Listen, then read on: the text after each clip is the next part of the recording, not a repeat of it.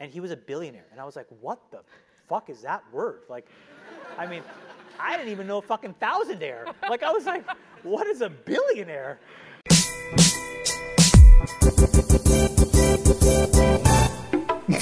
I'm tired, man. It's super raw. It's real. It's so real.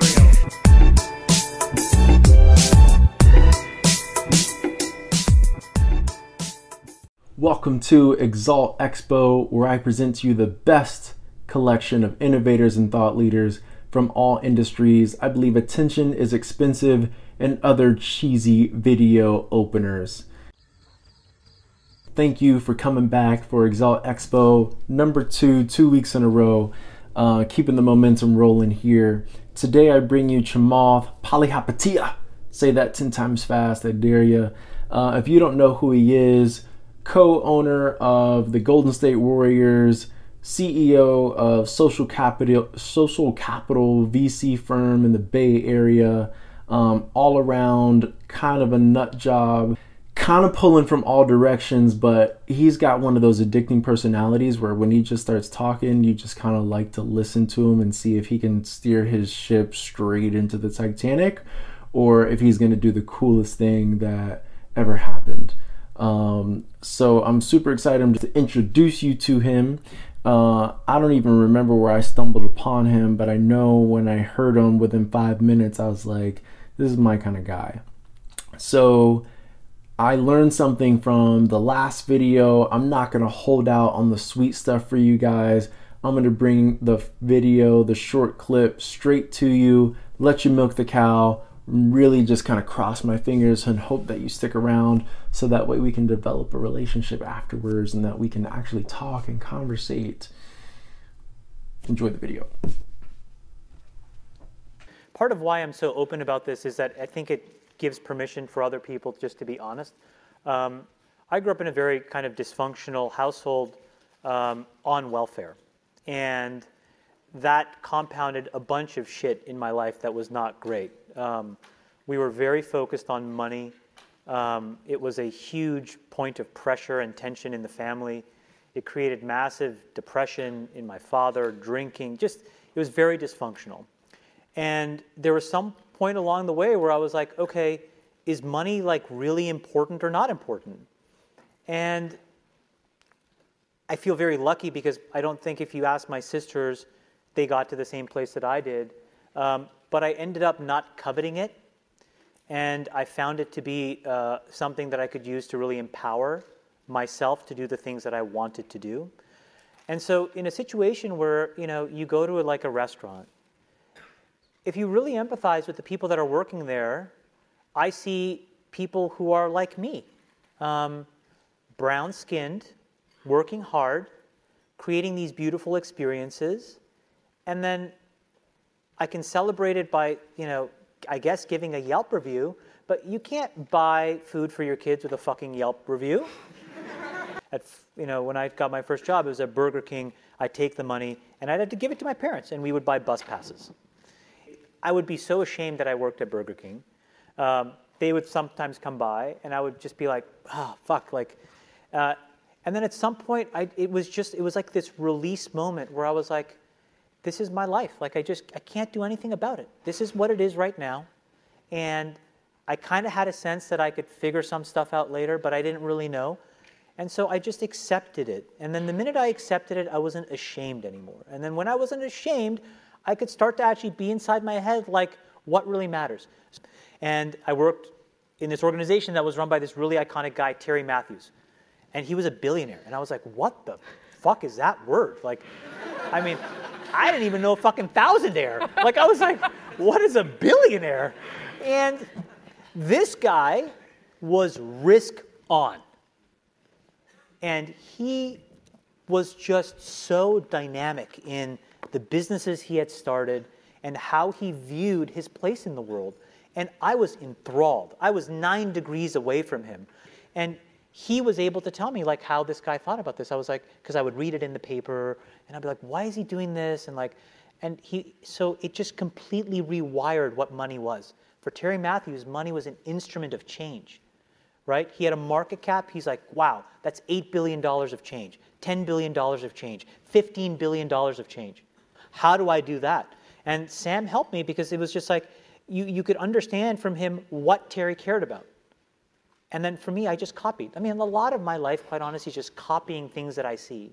There's not a lot of original thought here. It truly is not. I mean, we can all pretend we're all fucking geniuses. Honestly, be good copiers. Do you know what I'm saying?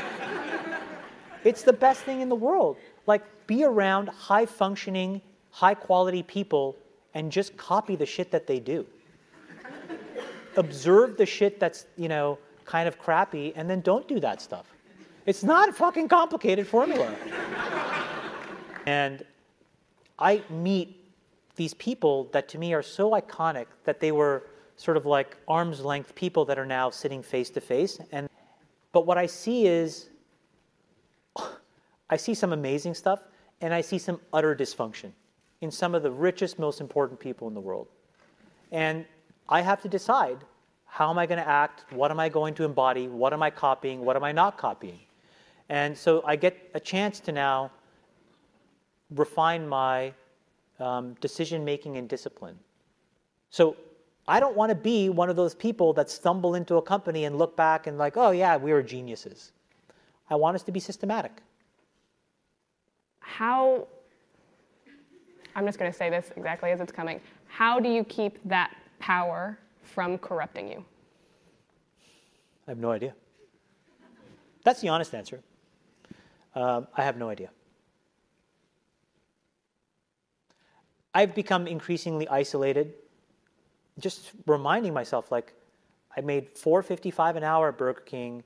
I would get a $50 check, and I'd buy bus passes. That's awesome. I don't ever want to forget that. And I'll go months and not remember that. It's really hard.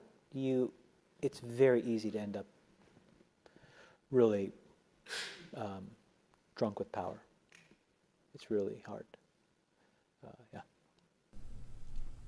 So in my review today, I want to dig deeper into the idea of being a copycat. It's a fascinating one to me. From at least 2, 3, 4, maybe latest 5 years old, I don't think anybody has a positive understanding of the word copycat. But as life should have it, so many things that we used to denounce when we were younger end up being things that we learn can be very, very impactful to us as we get older, like pride being a good thing and then being like, maybe not such a good thing, humility being a bad thing, and then you're like, it's actually kind of a great thing. But in this case, for this talk, how about being a copycat? So quick side note, story time. One of the things that makes me laugh about this idea of being a copycat is when I was going to high school, I knew that I was going to go play football. I played football from the time I was like 10 years old, and I developed a great friend, a brother really, in like 8th grade. And dude, super great guy, not what you would have considered the best athlete, but he came into my life and came into our circles, and he just acclimated, right? He just inserted himself, and he was like, hey, these are the guys, and I'm hanging out with the guys. And when we got to high school and it was time to sign up for football, he was like, these are my guys, I'm gonna go play football with the guys. And so we go out to go play football, and I'm talking about like, oh my gosh, the stories that we could tell. This dude, he, what are you doing, Fonz? What are you doing? Get out of here. Puppies. What was I saying? Something about making fun of somebody. Oh, yeah, that's right. So, we show up first day of practice. We just have equipment. We're not even full pads yet. And he's just like, helmet is just like too big for him, and his clothes are just like hanging off of his body, and he just shows up and he's running like this, and he's just like standing there looking around, seeing like what to do next. And I'm gonna just tell you a long story short. This dude ended up being one of the best defensive players in the whole region, the whole district of Tampa. Ends up going to college to get his school paid for, and all because he was a great copycat. Seriously, one of the best copycats I've ever seen. So Will Smith just came out with a video recently where he talked about this idea of being a copycat, which is a great one. If you haven't seen it, I kind of bookmark it in my own Instagram page, watch it there. But first of all, if you don't know, Will Smith is taking over Instagram. He's doing something special there. Follow him because I said so. Nourish and inspire you. They feed your flame. Look at your last 5 text messages. Are those people feeding your flames or dousing your fire? Put your phone down for just a second and look around. Look to the people around you. Are those people throwing logs on your fire or are they pissing on it? The people that you spend time with are going to make or break your dreams. Everybody don't deserve to be around you. You got to defend your light with your life. So who are the people in your life that are fanning your flames? Shout them out, tag them below. I think if you're blessed enough to have people around you or a person around you who has even remotely a good idea or understanding of something that you are interested in or want to know about or grow in, it's a good idea to wrap your arms around them and tell them, you got the juice and I want the sauce. The only people that are making fun of you for marking and following and imitating and copycatting are the people that are too insecure to do it themselves. The people that want to grow in something, but the way they've been taught to do it is to just bootstrap, do it on your own, take all the credit, and if you can't have all the credit, plant your flag and go down with the ship, right? There's nothing noble about drowning by yourself. Nothing. But there's something incredibly noble and humble about surrounding yourself with those people who you have enough humility to say, hey, where you're at is somewhere that I want to be. The faith that you have, maybe the job that you have, the skill that you have in this one particular area, right? It's so quintessential to the human experience is imitating. And it's something that, again, if nobody's giving you the permission to do, I want to give you the permission today. For the 5 people that might be listening to this right now, Joe Clark said, imitate, copycat. It's cool. Pick somebody out around you, brother, or sister, or relative, an uncle, your grandma. And if you don't have anybody around you in the 21st century, there's no excuses. There's so many people online that are putting out some great content. Or better yet, if you feel like you are that person, help them out, help somebody out, help your brother out, help your sister out. And if you want to seek someone out around you who you trust and respect, recognize that trust and respect doesn't only mean agree with. It's okay to surround yourself with people that you disagree with as well. Iron sharpens iron, right? Like, it's okay to put yourself around people who maybe think differently than you do, who would make different choices than you would, to value their opinion, and to ask them with humility and actually consider that they might have a better idea or a different perspective, right? Like, that's also just quintessential, right, to growing and to being challenged and changing and being better, is reaching out to those people who you know think differently than you do, right? Somebody else's first or natural reaction might be the best response in a particular scenario that you would take 2, 3, or 4 steps to get to. And surrounding yourself with people that not only that you trust and respect, that also think differently than you do, could benefit you multitudes and bear all kinds of fruit. So that's it. I'm off my soapbox. I hope you guys enjoyed this video, but a guy definitely worth maybe keeping a ear to the street too. Very captivating speaker. Knows his stuff around the entrepreneurship, obviously CEO, venture capital world. So if you get the chance to hear another one of his talks, I highly suggest maybe just adding it to a playlist or something like that. Speaking of playlists, don't forget Exalt on our YouTube page has our Exalt favorites playlist, where I kind of just throw things in there that I love watching and listening to, but I'm not going to do a deep dive like this. Again, check out our Facebook page, Exalt. You can find it by checking out Exalt 343 in the search bar. Don't forget to drop a comment or slide in them DMs. Let me know if there is a particular speaker that you enjoy listening to, or a way that I can make this more valuable for you guys. Switching up the format is easy for me right now. I'm not married to any particular way of doing this. I just want to make sure that it's easy for me and easy for you guys, and we all get some value out of this.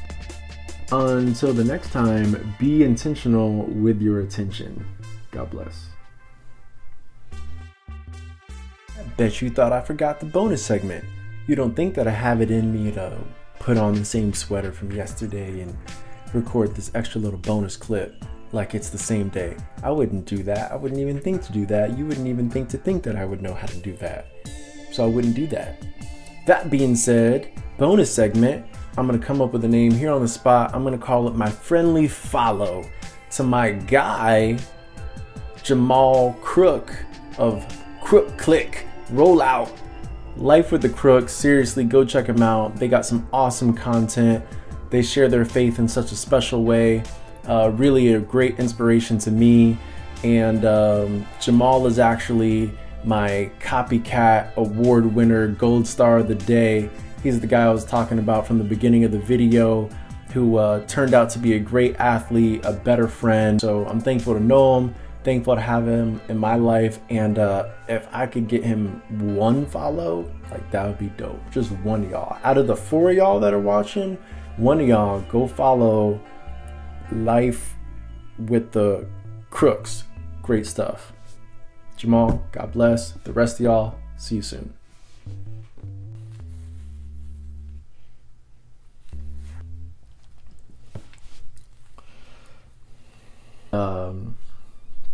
That's not what I'm even trying to say. What am I trying to say?